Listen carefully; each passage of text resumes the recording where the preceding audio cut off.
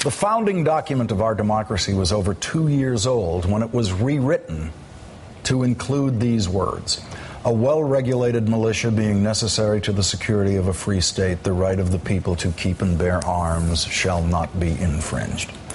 The year was 1791. The Founding Fathers had always assumed the possibility of a need for a citizens' militia of some sort from time to time, and since the easiest and cheapest way to arm men serving in such a militia in those days would be to allow them to use their own muskets, the Second Amendment was tagged onto the Constitution. A well-regulated militia being necessary to the security of a free state, the right of the people to keep and bear arms shall not be infringed. The Supreme Court has since then made what I think is the mistake of interpreting that right to extend to all Americans, including those who have no intention of ever serving in the militia, which we now call the National Guard.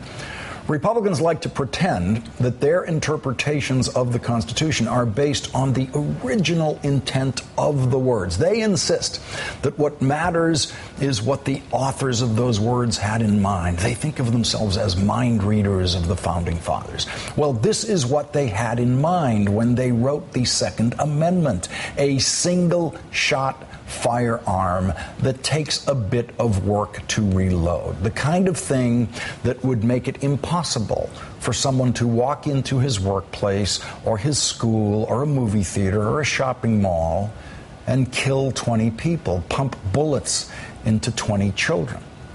If the Founding Fathers knew that the kind of lethality that we now have existed or was going to exist in the world, what would have happened to the wording of the Second Amendment? Well, we'll never know, of course, but we do know what the limits are on firearms, the technical limits, the magazine capacity, if you will, what they were in 1791 when the Second Amendment became the law of the land. They knew that criminals or crazy people would only be able to fire one bullet without very much accuracy in those days before beginning the very cumbersome chore of reloading.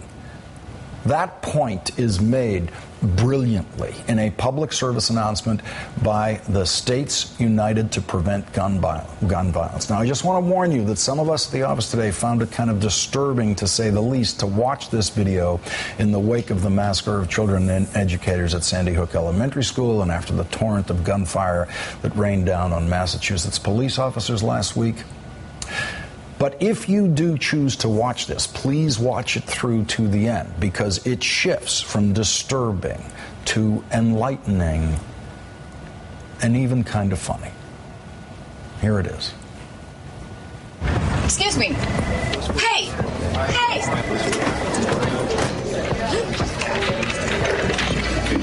So if you want to just add those in, we can send them all over.